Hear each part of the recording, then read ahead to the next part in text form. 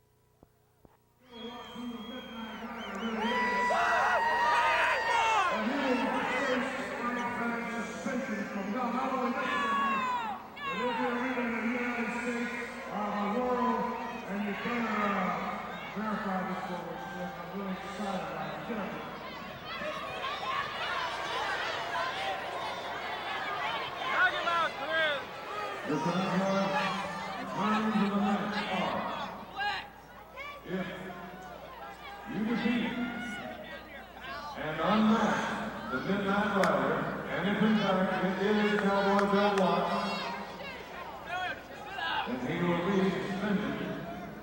His career will be ended, not only here, but all over the world. There is one other clause in that contract that you signed. That is, should the Midnight Rider refuse you, you will be suspended. Yes, you will be suspended.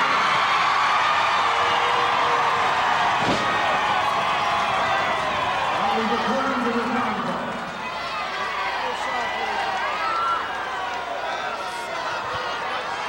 If you unmatch the Midnight Rider and it is Cowboy Bill Walsh, he's through for life.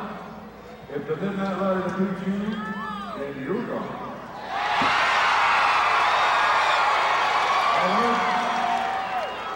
You people will see that the Midnight Rider and Bill Watts are one and the same.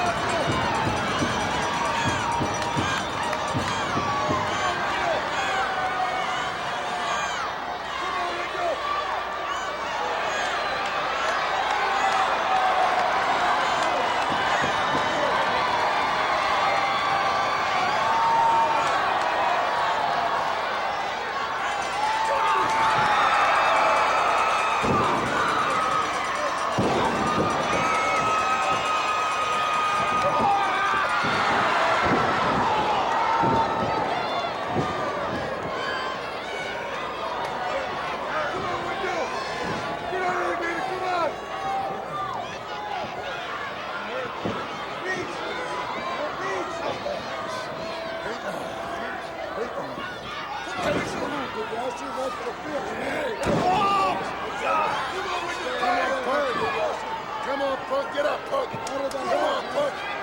Get up, punk. Come on, punk, get up. Come on.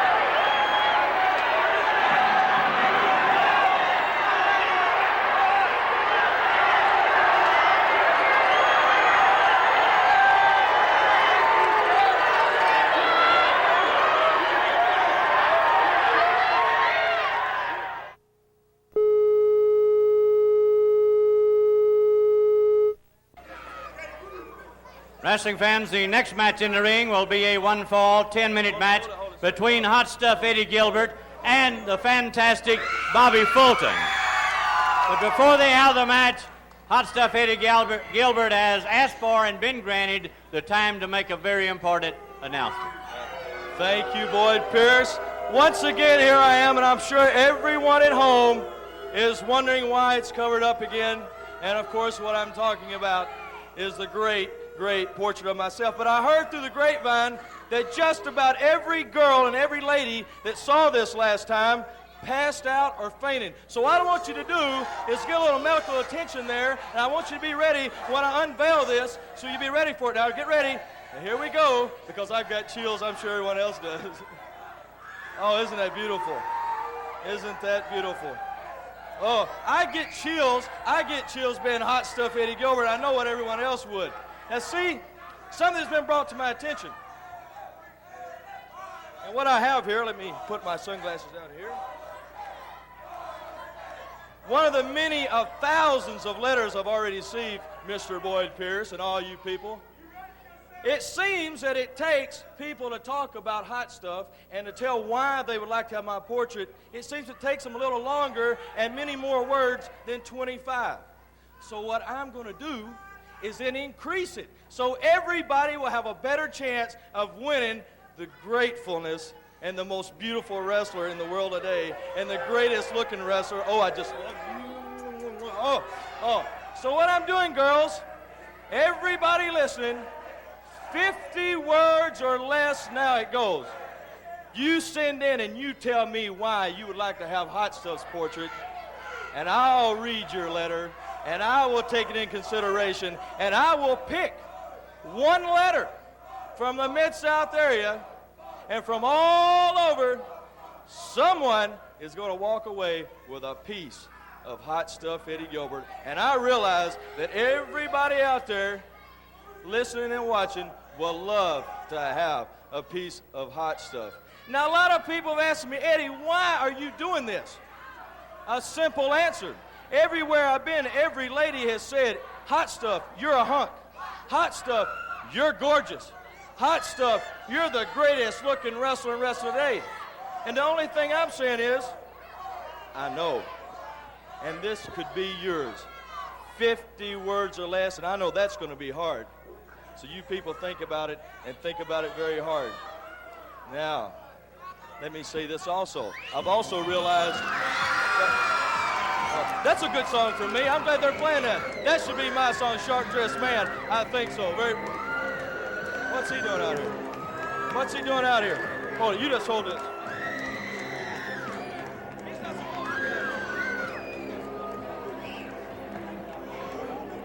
Well, Hot Stuff Eddie Gilbert about to do combat with Bobby Fulton.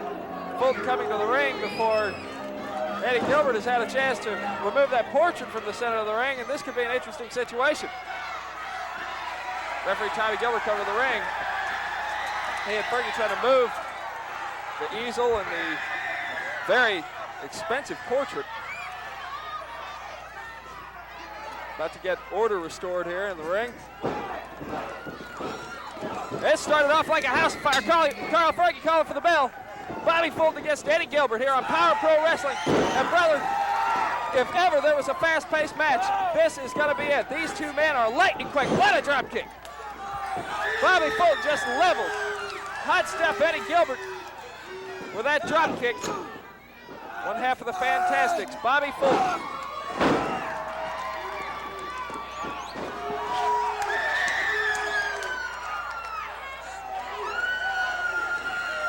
I think in this crowd, a lot of the ladies out here would rather have a portrait of Bobby Fulton than one of Gilbert. Whoa! Did you see that? Fulton nailed Gilbert with a right and knocked him completely off the ring apron.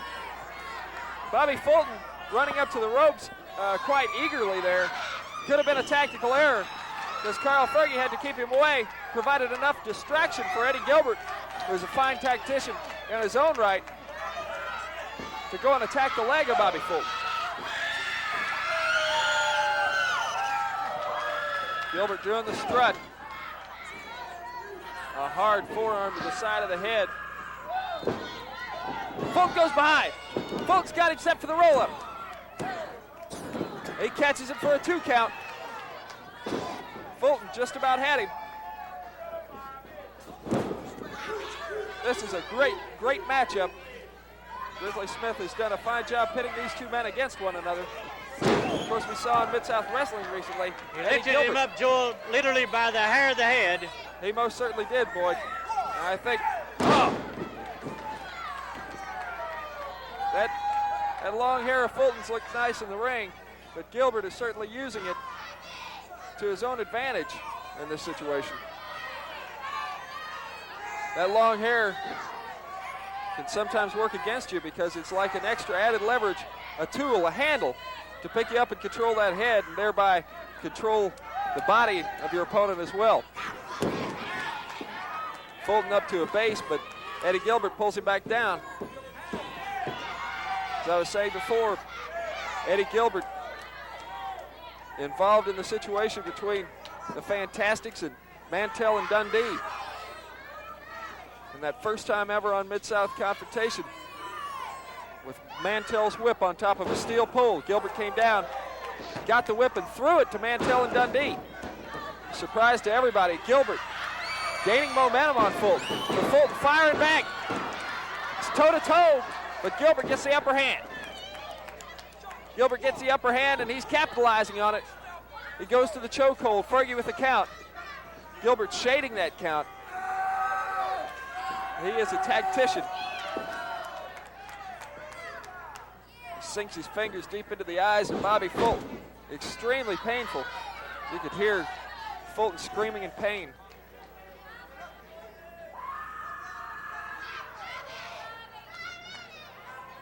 Gilbert to the rear chin lock. Good strategic maneuver for Gilbert at this point. He's controlling Fulton. This match, one fall with a 10-minute time limit, and that 10-minute time limit can only add to the speed of this match. Whoa! It looked like Fulton had him there for a minute, but Gilbert turned the tables again, and Gilbert once again using the hair.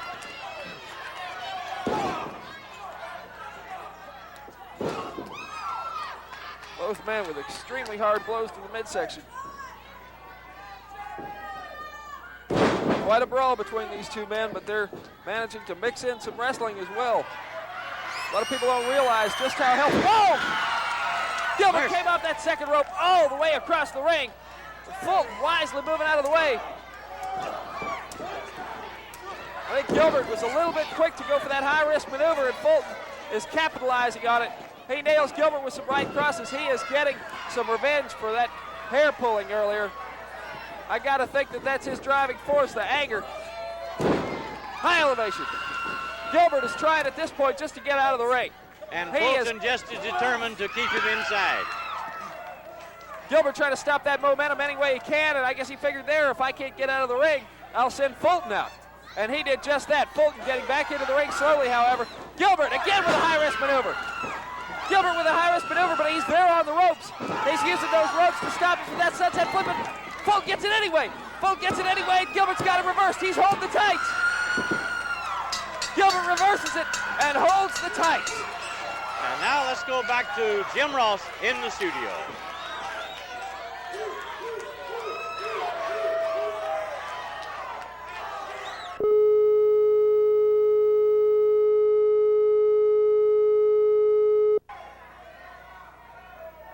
This bout, one fall with a 10-minute time limit. In the red corner from Orlando, Florida, Jerry Gray.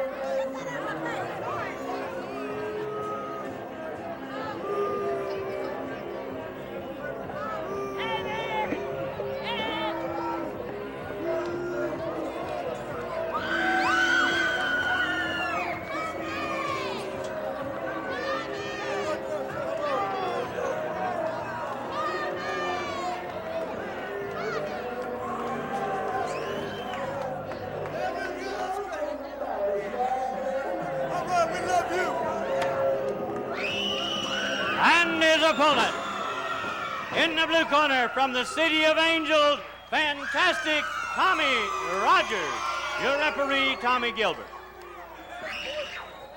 Well, it's going to be one half of the Fantastics. Tommy Rogers going against Jerry Gray, a much improved Jerry Gray here in the Mid-South. Put on some weight in the gym recently, and he is really trying to move his way up in the ranks. We've seen him in some successful tag team combinations lately. And he's taking on some tough main eventers. And he's taking on a tough one now, Tommy Rogers. In my opinion, one of the finest wrestlers in his weight class in the entire country, if not the world. Tommy is so quick and agile. And as you can see, he's pretty strong as well. Great fundamental wrestler. Brother, he can motor. Jerry Gray with the armbar and twist. Tommy Rogers using that rope, a backflip. There's where that agility comes in. There's where that agility comes in, I guarantee you. That move there would have been effective against anybody. Collar and elbow tie up. Gray goes to the hammerlock.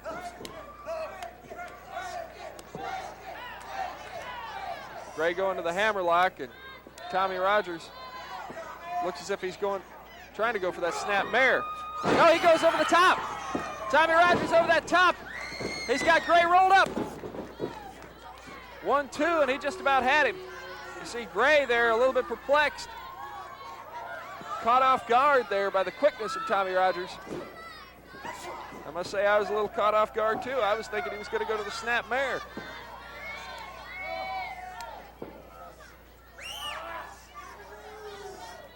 To the headlock. Tommy Rogers trying to break it with a top wrist lock. And Gray there.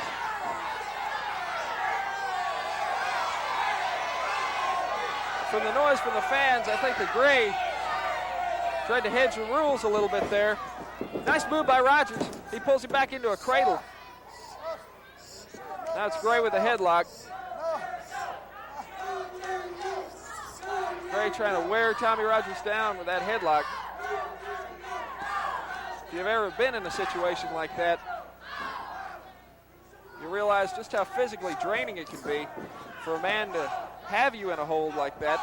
You're trying to get out of it, plus the man's weight sitting on top of you. You're actually having to carry that weight and move it at all times. Rogers with a couple of hard forearms to the midsection. He fires Gray off. Gray off the ropes hard with a shoulder smash. Gray rebounds, reverses the hip toss, and Gray, you got to give credit where credit's due with a nice move, but he goes straight to the illegal tactic of a couple of hard right crosses flush to the jaw. Blatant rule infractions there. But brother, when you step into the ring, you got to realize that that is the way the game is played.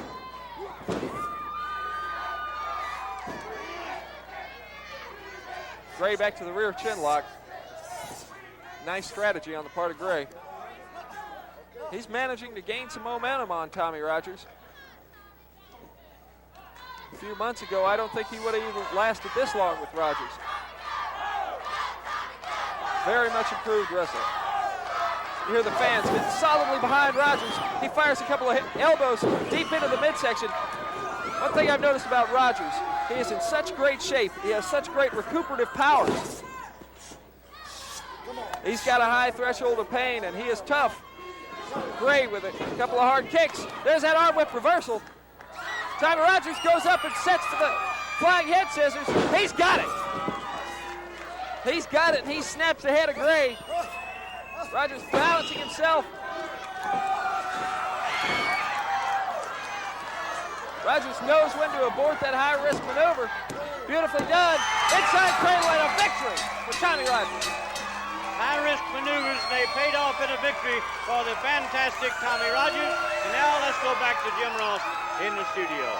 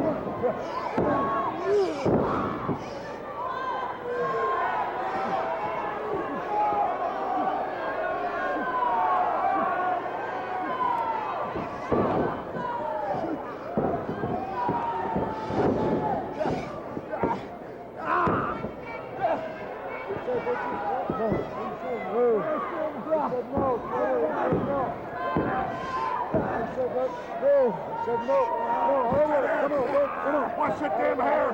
That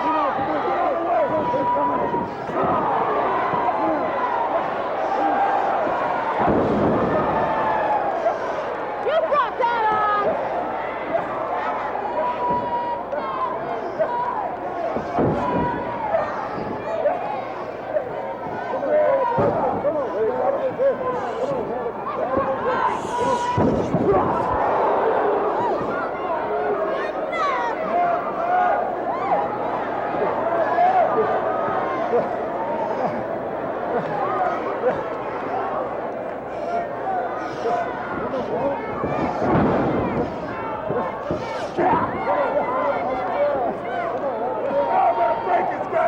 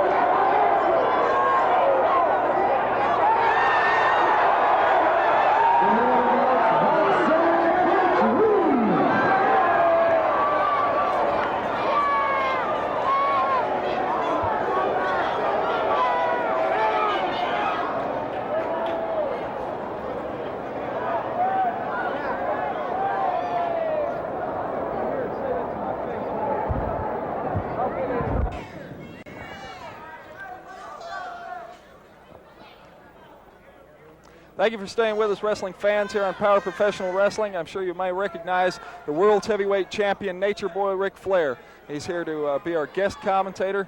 Mr. Flair, it's an honor and a privilege to have you here at the desk with me. I'm sure you'll add your expert opinion. One thing I'd like to ask you, though, recently on Mid-South Wrestling, we saw a match between you and Hacksaw Butch Reed, and an incident occurred after the match that, in my opinion and in the opinion of many others, should not have happened. And to me, it looked like that incident could not have occurred extemporaneously. It looked to me that you and Slater had something planned for Hacksaw Butch Reed. Well, first of all, let me say this. Anytime you want the best expertise in the greatest sport in the world, professional wrestling, you should always call on the World Heavyweight Champion. That's why I'm glad to come out here and lend my expertise in narrating and talking about one of your great power play matches. Now, as far as Dick Slater and I are concerned, I knew, and that's because I'm one of the most intelligent athletes alive today, that if I insulted Butch Reed and pushed him to the point where he lost his cool, he would come down in some arena somewhere in this country, force the issue between him and myself, and he played right into the hands. That's right, I'm laying it right in the line. He played right into my hands, and Dick Slater and I, as you know, not that I value your opinion, but as you know, we have eliminated Butch Reed not only from the world title scene, but from professional wrestling, maybe forever. Well, now, Joe, you might not like that, the fans might not like that, but this is a big man sport. If you can't take the heat, then get out of the kitchen. In other words, if you can't handle what takes place in that ring, find something else to do. In the case of Butch Reed, he might be driving a taxi next week. God bless him if he is. Well, let's go to the ring, and Nick Patrick against Rick Steiner. This event, one fall with a 10-minute time limit. In the red corner from New York City, Rick Steiner. And across the ring, his opponent in the blue corner, Nick Patrick. Your referee, Alfred Neely. Alfred Neely, the referee for this match. Newcomer Rick Steiner. Tremendous young athlete, fine build. He's going against rookie Nick Patrick.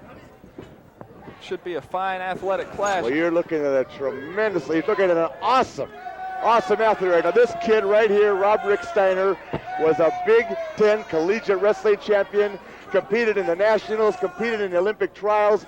Look at the body on this man. That's why, and I give you and your father credit and the whole Mid-South, you bring the best competition in the world in here. That's why this young man's here. Just look at that physique. One of the most powerful men, I'm sure, to be seen in the Mid-South in a long, long time. Well, he looks to me to possess some natural athletic skills, and he's certainly dominating Nick Patrick now with the amateur style. And Nick Patrick, of course, a little bit more experience than Rick Steiner in the Mid-South rings. I think he's learned a little bit here, and I think that he may be able to pose at least more than just a small threat for Mr. Rick Steiner. Well, we take nothing away from Nick Patrick. He's a great young wrestler. He's got a tremendous future in this sport. But I'm going to have to put my money right now. My educated opinion says that Rick Steiner is going to be too much for young Nick Patrick. You know, I'm a little bit perplexed at this point. You were saying that Hacksaw Butch Reed will probably be out of professional wrestling forever. I tend to doubt that, because Hacksaw Butch Reed goes in the face of all kinds of adversity. When he wrestled you, he was in the midst of a severe knee injury, and he swallowed the pain, and he took on the load, and he went out there and he took it to you, and no offense to you, Rick, but he pinned you right in the middle of the ring. Well, there again, you said it earlier, I don't have to value your opinion, and I don't. When you're the world champion, you're wrestling the best competition in the world day in and day out. I'm not down in Hollywood, and I'm not over at the MTV studios. I'm wrestling the best competition day in and day out. Now, Butch Reed, I don't take anything away from the fact that you call him a great wrestler, because he is. And yes, he was fortunate enough to catch a fall on me. I never heard the 3 count myself. If you say he got it right now, for the last sake of no argument, I'll say he got the 3 count on me. I didn't hear the 3 count. But that's beside the point. Right now, Butch Reed is history. Joel Watts, mark this. What comes out of my mouth is as good as gold. Butch Reed will not see another title shot with Ric Flair. Well, I certainly hope you're wrong in that instance. Nick Patrick there with a flying body press. He just about gains the fall. Well, Rick, I've really respected you for the fact that you've defended your title so adamantly and so many times, day in and day out, all over the country. You faced the toughest opponents. If ever there was a fighting champion, you certainly have been one. But my respect for you was tarnished by that incident, and I don't think that there's ever going to be anything that will erase that from my mind, and I'm sure in the minds of a lot of the fans here in the Mid-South. Well, Joe Watts, once again, I'll remind you of the fact that I don't have to respect your opinion, and if I've been tarnished, if my estimation in your eyes has been tarnished, then you ought to see my bank book. Because you look like the kind of man, and knowing your father like I do, that likes a good life. You like to live in that big house on the big side of town. You ought to see where I live and where I hang my hat, Daddy, and what I'm driving around when I'm in my home. So you take that tarnish and you put some shine on it again, brother, because I'm what's happening in professional wrestling. I'm the man. And let's take a look at Rick Steiner right here, just as I predicted. He's in total control. And I'll tell you, just making a prediction that's never going to take place, because Butch Reed isn't coming back, but from the looks of Rick Steiner, it's a good thing that Slater and I got rid of Reed, because this young man right here probably would have broken his neck if we hadn't done it for him. Well, I don't know about that, but Rick Steiner controlling the head there. Nick Patrick back up to a base, firing away with some elbows. He manages to break the hold, but Rick Steiner there with a clubbing right hand to the side of the neck. Whoa! Oh, Rick Steiner, extremely impressive. That Tremendous press slam. that Tremendous. has proved to me his wrestling ability beyond a shadow of a doubt. Suplex. Belly to belly. Never looked better. I guess my expertise came in handy again. As I said, I could pick a good athlete from a mile away. I saw this kid coming down the aisle, Joe Watson. I knew that he was going to be a great wrestler, and he's going to terrorize the Mid-South. That's my prediction in the months to come. Nature Boy Ric Flair, the world's heavyweight champion, here with us on Power Professional Wrestling. We'll be back with more action later, but first let's go back to the studio and Jim Ross.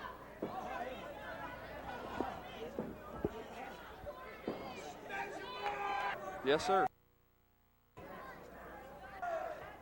This bout, one fall or 10-minute time limit. In the red corner, Ricky Starr. And across the ring, Tommy Wright. Your referee, Carl Fergie. Boyd Pierce with the ring introductions. We thank you for watching us here on Power Professional Wrestling.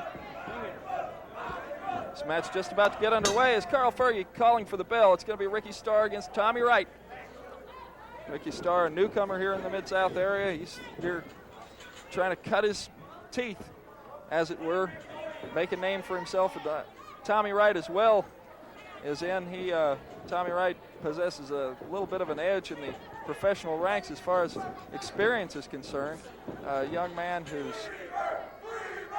is rumored to be after the junior heavyweight title, which Mid-South is currently considering instituting here. Headlock tie-up by Tommy Wright. Tommy's a quick, strong young man, a fine athlete. And of course, Ricky Starr comes here with high credentials. He's been recommended highly for the places he's been. And Tommy Wright with a couple of hard shoulder smashes, exhibiting great balance there, a reversal and a hip toss.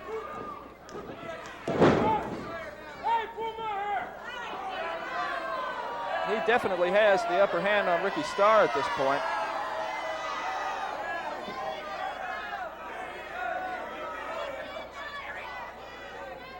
Carl Fergie checking the legality there. Ricky Starr was saying that Tommy Wright might have pulled his hair. There it looked as if Ricky Starr might have pulled Tommy's hair. But Tommy with a nice wrestling move to counter that. He goes into the armbar and twist and locks it up. Ricky Starr down on his knees there. It looks to be in position. Looked as if he might have been setting up for a fireman's carry, but Tommy Wright gets a fireman's carry out of that arm lock. Ricky Starr complaining that his tights were pulled. Starr is going to have to learn to concentrate a little bit more on the physicality of this match and settle down on the psychological tactics, because Tommy Wright may just catch him. Ricky Starr pulling the hair, some kicks to the midsection with the point of the toe. Illegal blows. He gets a little bit of aggressiveness on Tommy Wright, but Tommy once again back to that armbar and twist. He's trying to control Ricky Starr, keep him down on the match. Tommy obviously trying to keep this match a clean, scientific bout, which I can certainly appreciate.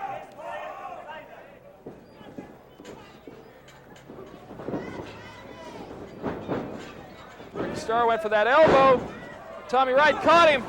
Starr with a nice move. I don't know if Tommy had quite enough velocity to make that move work to its fullest extent, but Ricky Starr now is going to have to kick it in gear, and we're going to see Tommy Wright tested here, I think.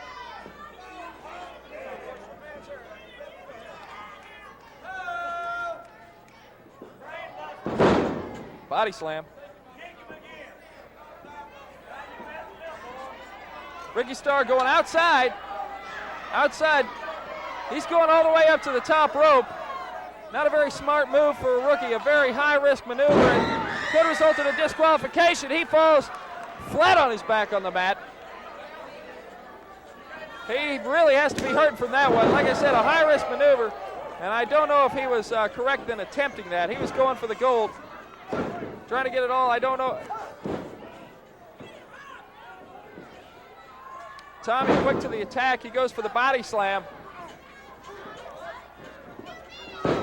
Tommy firing back with some right crosses of his own there. Ricky Starr taking advantage of the rules earlier, and frankly, I don't blame Wright in that situation. Reversal of the arm whip. Second rope flying body press. He cradles that leg and gets a 1-2-3. Paul Perkett called for the bell, and the winner of the match, Tommy Wright, as he takes the measure of Ricky Starr. Let's return to Jim Ross in the studio.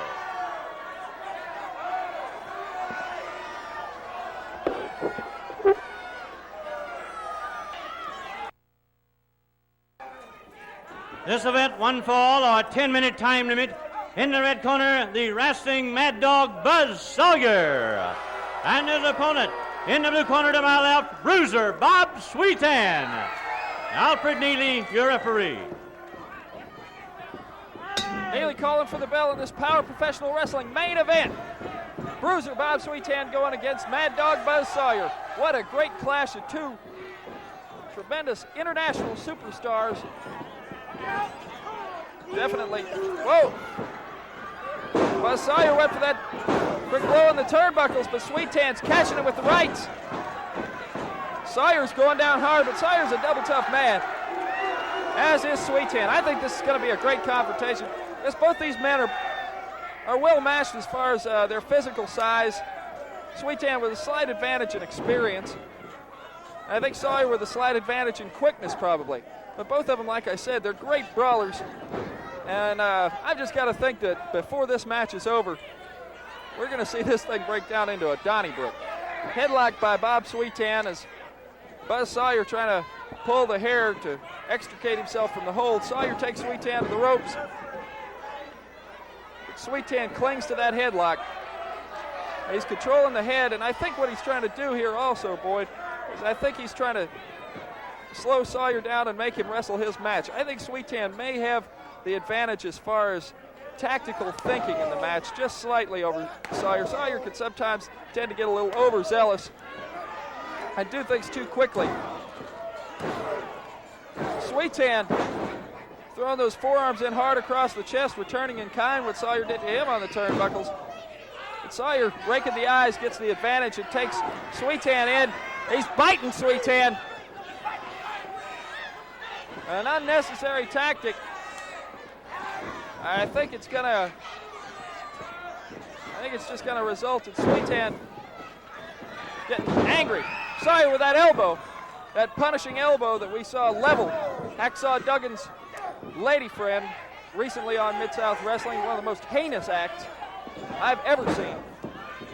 Not only on Mid-South Wrestling, but anywhere in the wrestling world. Sawyer there going for the fall. He has a cradle, but Alfred Neely, a fine referee, checking the back there, and he noticed that those tights were being pulled. He broke that hold. Again, Sawyer going to the hair. And again, we see Sweetan trying to control the head and thereby control the body. Sawyer making it up to a base. I don't know if either one of these men will be attacking one another's legs. We probably won't see too many duck unders and single legs and double legs in this match. You get under a kind of guy like Buzz Sawyer or Sweetan, and you're going to be trapped under a lot of weight that you don't want to be under. Sawyer with a beautiful elbow there off the turnbuckles. Nice thinking on his part. This match is kind of seesawed back and forth, but it looks as if Sawyer has had his most effective moments when he's shaded the rules.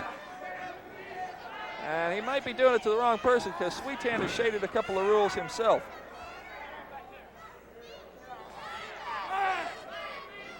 This is a big match for both of these men. Of course, Sawyer moving into main event status by quickly challenging Hacksaw Jim Duggan. You can hear some of the fans in the background chanting for Duggan. Duggan not here in the studio today for this taping. I'm sure he'll be scouting Mad Dog Buzz Sawyer, just like he used to do in his days at SMU and for the Atlanta Falcons. He was always in there early, one of the last ones to leave when it was game film scouting time. Mad Dog Buzz Sawyer, I think it better scout Hacksaw Jim Duggan out a little bit before he continues with his threats.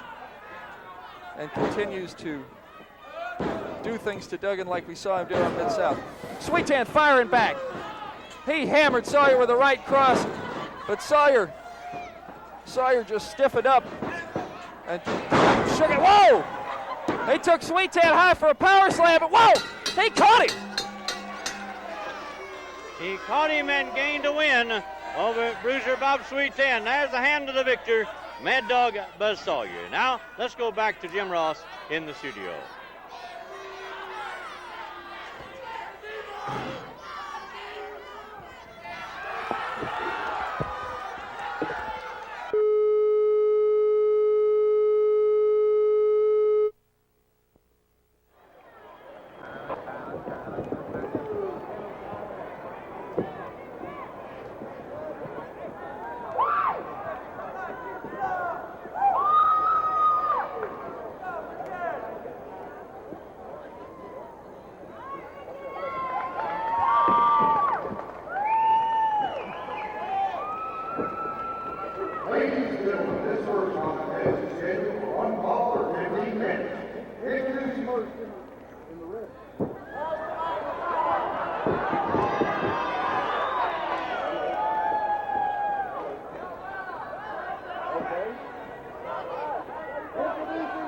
In the red corner from Memphis, Tennessee, weighing in at 243 pounds, Ricky Steiner!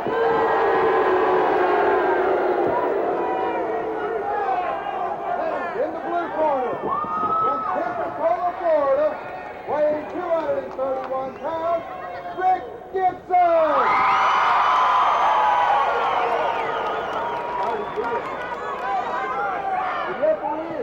Fergie, 1 fall, 15-minute time. Get that thing. Yeah, I'd love to.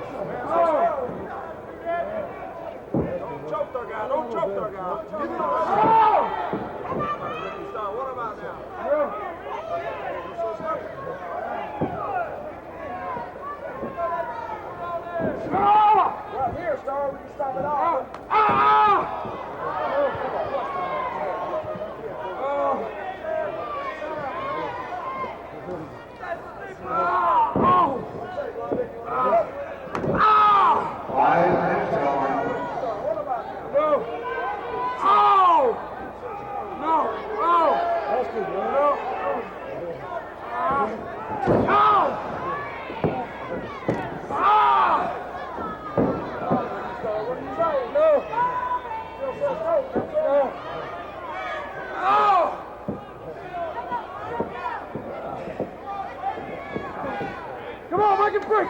Oh. Ooh. Hey, that ain't legal.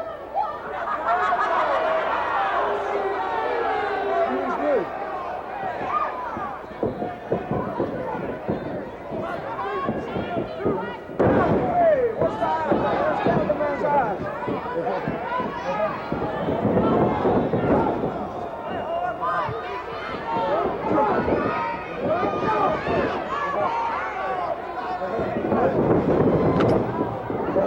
No!